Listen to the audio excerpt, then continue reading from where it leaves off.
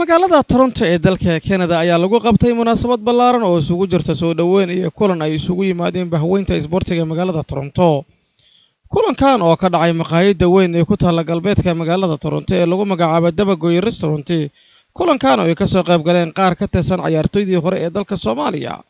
macallimiin iyo tababarayaal. Dhammaan dadkani waxay magaalada Toronto ee dalka Canada si weyn ugu soo dhaweeyeen Maxamed Cumar Axmed oo loo yaqaan Ayga oo ka soo ciyaaray naadiyadii kala duwanaa ee dalka Soomaaliya sanadadii 1975 iyo 76 iyo 79. waxaanu soo ciyaaray naadiyadii kala duwanaa ee dalka ka jira sidii naadiga caanka ah ee Jenya Patrolka iyo qaar kale oo aad u fara badan. Munaasabadan oo ay ka soo qayb galeen hadalan ay ka jeediyeen dad aad u fara badan oo magac ku leh isboortiga. waxaa dadkii ka hadlay ka mid ahaa Mukhtaar Maxamed Axmed oo loo yaqaan Mukhtaar Cuti, Cabdullaahi Xasan oo loo yaqaan Macallin Duke, Maxamed Faarax Dabdamis, Cantar Jeenyo, Axmed Deybi, Maxamed Xaaji Uuri rigliyay inaan imaado kooxda Patrolka oo si fiican ii soo dadihiyay iyo soo koriyay asiyo dad badan oo Patrolka marka intuu ii galay halkan ku soo koobi kari laakiin runtii waxaan rabaa in aan ku soo dhaweeyo anoo bahda sportska ee Toronto Jaaliyada Sports كمسؤولي حاول وصل ويا محمد عمر أحمد أيجا وهو عيارتوي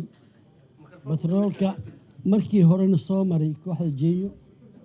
نادي جينا وها يمكن جوهر إنه يمدوها وحلنا أيجا كسر دوا ومجال تورونو وكفر حسنا هاي أنا مسين ريد مسين مركي عيارتوي في عنوها